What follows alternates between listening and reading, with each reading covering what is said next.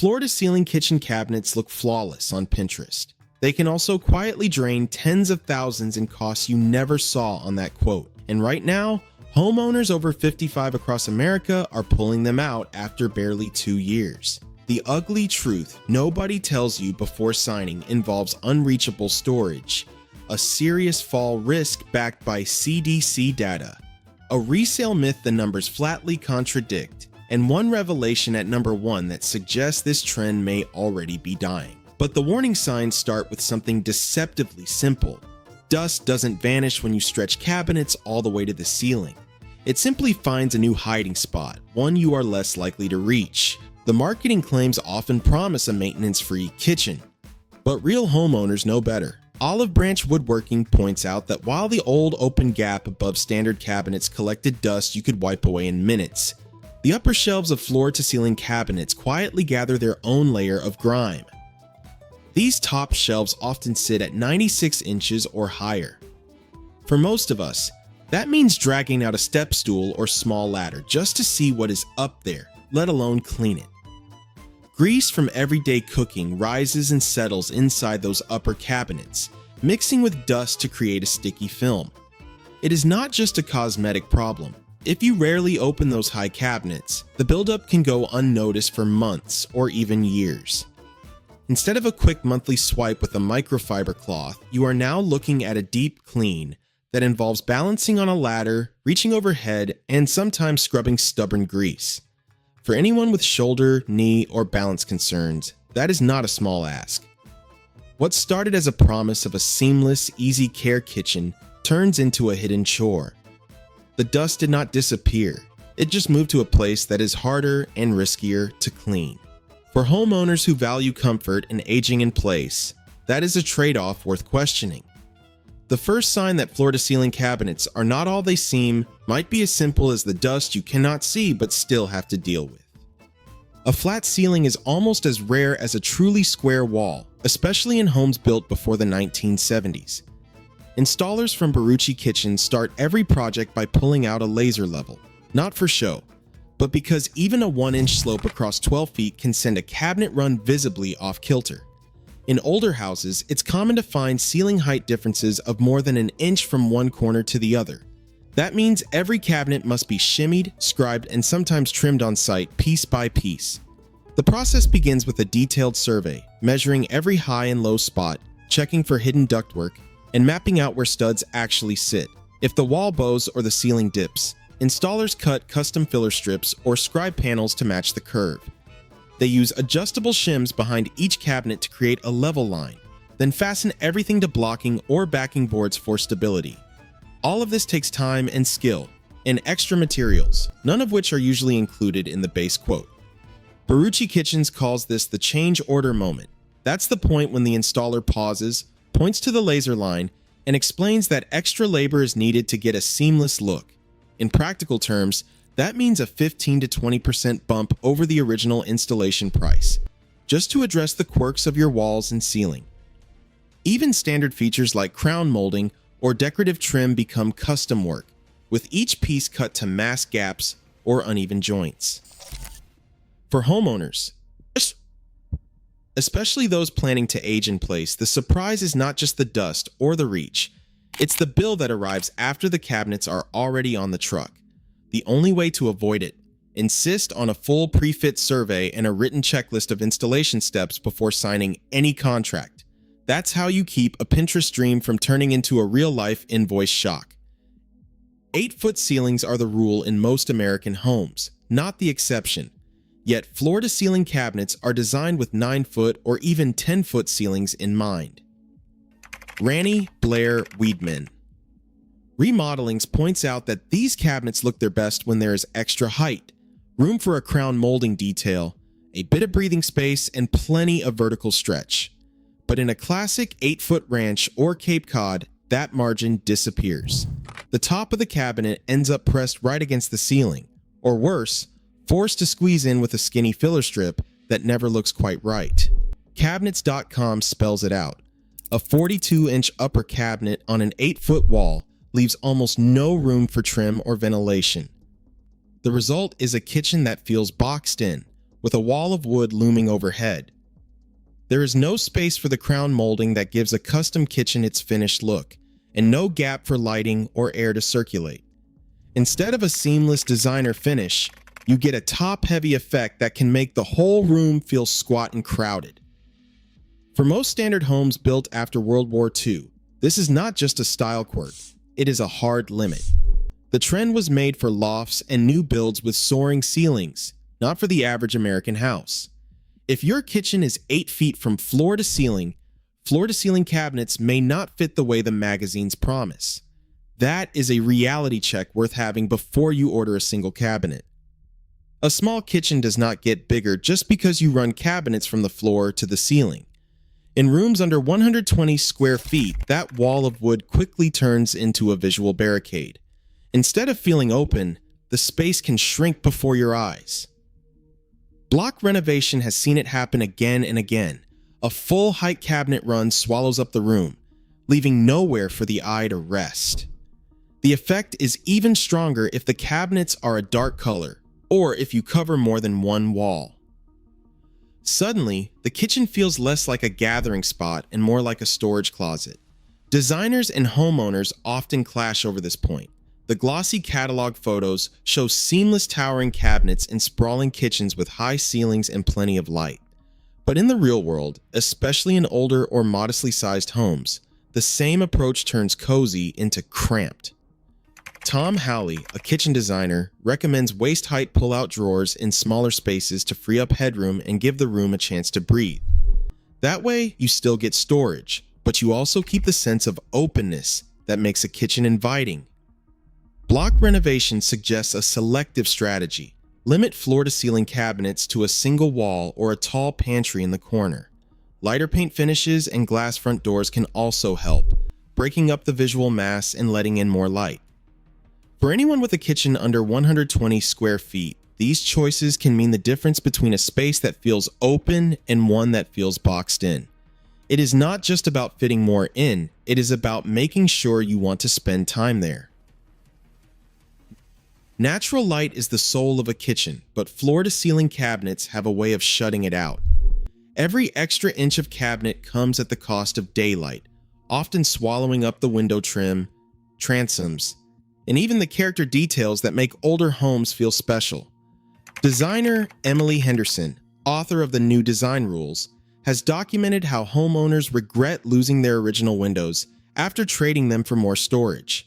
She tells the story of a reader who ripped out upper cabinets just to regain a view and let sunlight back in. For many, the loss isn't just about brightness. It is about erasing the history and personality built into craftsman, Victorian, or colonial homes. The problem goes beyond windows. Floor-to-ceiling cabinets often require the removal of crown molding, picture rails, and other period trim. Once those details are gone, they are expensive to replace and nearly impossible to match. In some cases, cabinets cut straight across a transom window or block the top of a sash, leaving a kitchen that feels boxed in and dim. Vestibule notes that in tall kitchens, these cabinets can feel top-heavy, but in a standard house, they simply overpower the space and flatten its character. Preserving original details isn't just sentimental. Real estate agents and designers agree that historic trim and natural light add lasting value. When those elements are covered up, the kitchen may look sleek in a magazine, but it loses the warmth and identity that make a house feel like home. For anyone considering floor-to-ceiling cabinets, the emotional cost of lost windows and erased character deserves a hard look before the first cabinet goes in. A cabinet that stretches from floor to ceiling promises more storage, but the reality is a lot of that space becomes dead weight. The average adult can comfortably reach up to about 70 inches.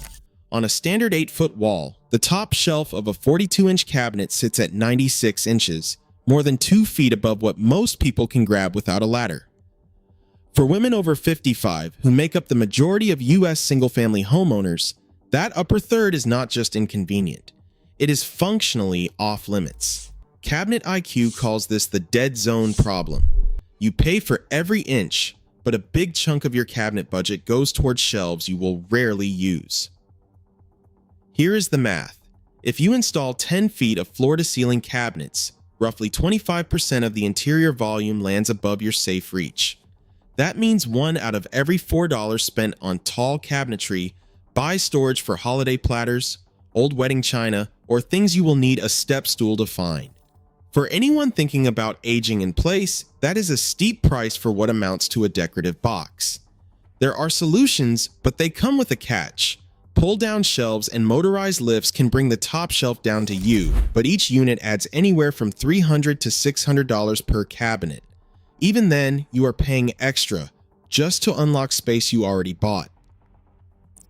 The smarter move is to stop upper cabinets at 36 or 42 inches, use a single tall pantry in the corner, or invest in deep pull-out drawers at waist height. That way, every dollar spent actually delivers storage you can use today and 20 years from now. A kitchen quote can look tidy on paper, but the real cost of floor-to-ceiling cabinets rarely stops at the number on the contract.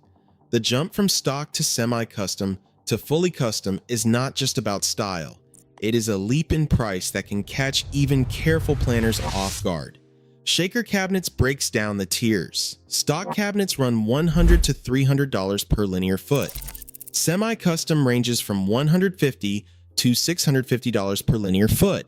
Custom can hit $500 to $1,200 per linear foot. On a typical 10 by 10 kitchen, that difference can push a project from $4,000 to more than $15,000 before you even add special features. But the sticker shock does not end there. Home Guide's 2026 data shows that for ceiling height cabinets, actual costs often run 12 to 18% higher than the original quote for semi-custom, and up to 28% higher for fully custom jobs. That is because demolition, wall repair, and ceiling modifications, none of which are usually listed in the base price, add hundreds or even thousands of dollars. Demolishing existing cabinets and disposing of debris can cost $500 to $1,200. Wall and ceiling repair, needed to hide uneven lines or patch over old soffits, adds another $300 to $700 per wall. If you have to relocate an outlet or a vent to fit the new layout, that is another $150 to $300 each. Custom trim and filler strips, which are almost always needed for a seamless look, run $75 to $150 per linear foot. Even soft close hardware and interior lighting can tack on $500 to $1,500 more. Andrew Saladino recommends setting aside a 20% contingency on any cabinet quote.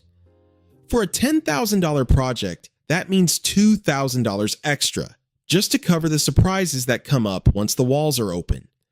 The biggest financial trap is paying a premium for custom storage that is out of reach or hard to use. The only way to avoid a budget blowout is to demand a full pre-fit survey, insist on a written installation checklist, and ask for every potential extra in writing before you sign. That is how you keep your kitchen project and your savings on solid ground. Standing on a step stool to reach the top shelf might sound harmless, until you picture doing it at 70 or 80. The Americans with Disabilities Act sets a forward reach limit at 48 inches for safe, young-assisted access. Yet, floor-to-ceiling cabinets often put their upper shelves at 72, 84, even 96 inches. That's not just inconvenient. For most women over 55, it's out of reach without help.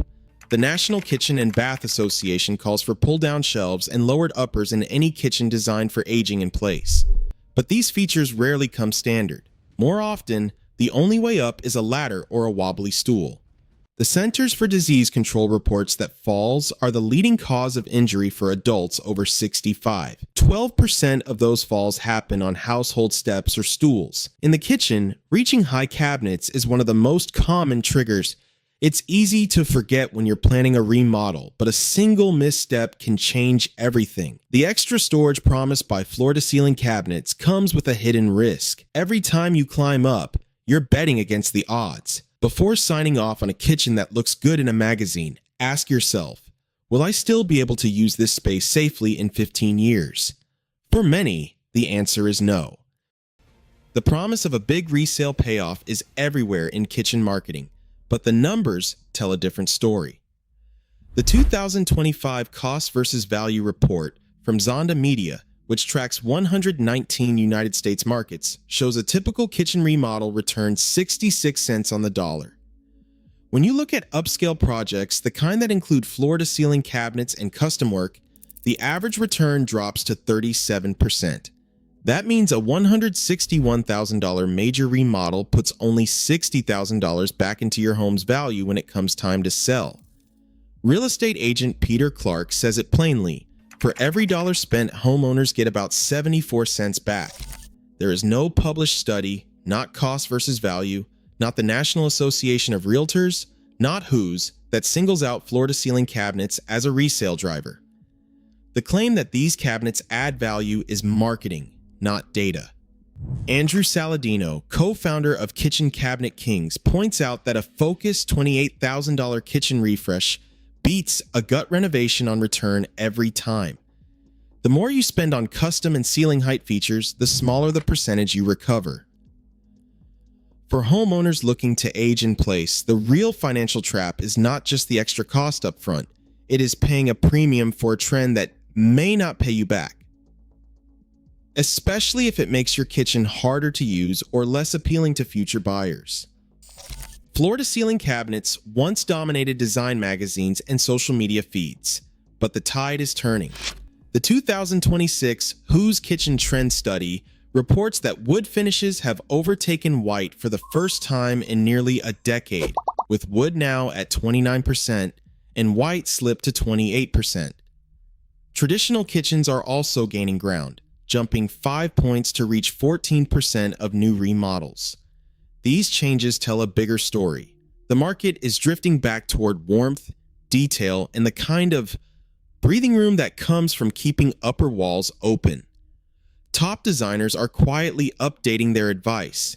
Tom Howley, a respected name in kitchen design, now recommends floor-to-ceiling cabinets only in homes with lofty, high ceilings. In most spaces, he favors a mix of tall storage and standard uppers, letting the room feel lighter and more inviting.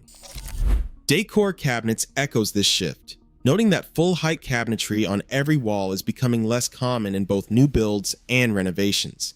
Instead, homeowners and designers are choosing to preserve crown molding, add glass doors, or break up long cabinet runs with open shelving. For anyone planning a renovation that should last 15 or 20 years, the message is clear. What looks trendy today may read as dated tomorrow. The smartest investments are those that balance storage with comfort, honor the character of the home, and leave room for future changes. When even the industry leaders are stepping back from the all-in look, it's a sign that floor-to-ceiling cabinets are no longer the universal answer they once promised to be.